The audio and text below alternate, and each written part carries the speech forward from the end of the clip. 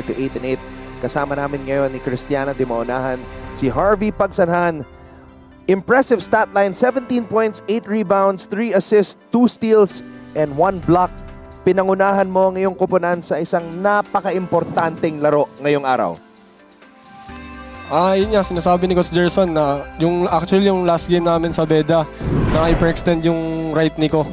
So di ako nakapag-ensayo nung kinabukasan. And then sabi ni Coach Gerson na wala munang masakit ngayon. Kung kaya nyo, kung sinabi niyo sa akin na maglalaro kayo, dapat di niyo pakita sa akin na nahihirapan kayo sa game. So yun, siguro yung mindset ko ngayon na kailangan talaga naming manalo para umangat kami sa top 4 kasi yung LPU nanalo kahapon eh. So yun, ginawa ko yung best ko para manalo kami ngayon. Grabe, na-injure pala Cristiana nung San Beda game. Hindi halata eh. Totoo ba yan? yung take-off ni Harvey, ang taas pa din eh. Sabi ko nga, ba't ang layo ng take-off nito? Ano parang si Curry? Okay, ito Harvey, nasabi na namin kay Coach Gerson, November 12, that's this coming Tuesday. Maghaharap kayo ng LPU. This is the most important game in the history of EAC. Kasi yun nga, malamang kung sino ang mananalo doon, yun ang papasok sa Final Four. Paano nyo paghahandaan yung laban na yun against LPU on Tuesday? Siguro yung scouting kami tomorrow, paghahandaan namin yung mga plays nila and then yung mga key players nila katulad nila Barba. So yun, siguro kailangan namin ma-scout yung mga plays nila. Last time nag-usap tayo, ang ganda ng kwento eh. Nag-reunite kayo ni Coach Gerson Cabiltes, pero this reunion won't really mean anything kung hindi nyo ma-achieve yung goal nyo of making the Final Four and making history together. Do you feel any pressure? Kasi yun nga, ang high stakes eh. There's something, merong something at stake para sa inyong dalawa and sa partnership nyo as player and coach. Siguro lagi naman may pressure pero yung bonding namin ni Coach Gerson sa labas ng court tsaka sa loob ng court, siguro lagi naman kami nagje-gel. And lagi ko naman nagagawa yung gusto niyang gawin and then kung may mga gusto pa siyang pagawa yun, ina-adjust ko lagi. Lakas maka Miss Universe. You feel any pressure? Hindi. I'm just very curious kung anong coaching style ni Coach Gerson sa inyo. Is it more mental, more physical, like takbuhan ba? Kasi lagi na nababanggit kanina yung mga scouting, yung mga viewing. So, anong style niya? Sa mental ba siya or sa kondisyon? Siguro sa condition kasi kay Coach Gerson, if you play defense, mas matagal ka sa loob ng court. So yun, kung lalabas yung score mo, siguro bonus na lang yun kasi mas focus na yung depensa.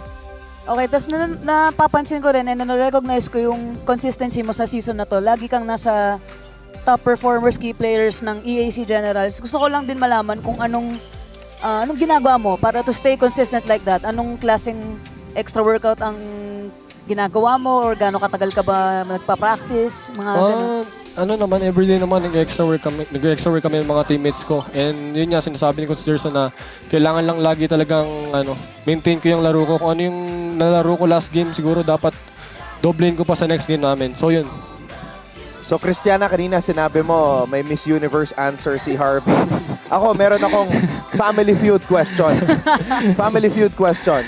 Ano yung nakalagay sa wallpaper mo, Harvey? Yung girlfriend ko. Kami dalawa ng girlfriend ko. That's Yun the na yung top gusto mo answer. marinig eh. Yun yung top answer. Hindi, kasi tuwing nakaka-shoot ka, syempre, fino-focus yung girlfriend mo. So, on a scale of 1 to 10, family feud pa rin eh. Ano? Gaano ka ka-inspired dito sa larong ito? On a scale of 1 to 10? 11. 11. Miss Universe answer pa rin, Cristiana. Certified Ito, lover boy. okay, panoorin natin ha. Ayan, corner 3, high arc, pasok, and there you go. Ayan. Yan ang nakikita sa TV, Harvey. Ang ganda ng Napapanood ng girlfriend buong mo. mundo yan. Ang ganda ng girlfriend mo. Yes, agree 100%. Eto, pwede ka na bumate sa lahat ng mga nanonood ngayon. Binabati ko yung EAC community, si Jumbo Plastic, si Boss Jimmy, si Coach Steve. Yung girlfriend ko, si Shara, nanonood lagi. Yung parents ko sa Nueva Ecija, mga kapatid ko, pamangkin ko, and especially sila kuya sa England, si Kuya Ian, si Ate Sel, and si Atina Escalar. Si Tatay Rupeng, birthday niya noong nakaraan, happy birthday. And mga friends ko sa Nueva Ecija na nanonood ngayon, sila Pong, si Gob, si Darwin. Yan yun, yung mga iba, yung mga asawa nila. Binabati ko sila. Salamat sa lahat. Ayan po, best player of the game, Harvey Pagsanhan. Brother, congratulations and good luck on Tuesday. Thank you. Congrats, lover boy. Thank you.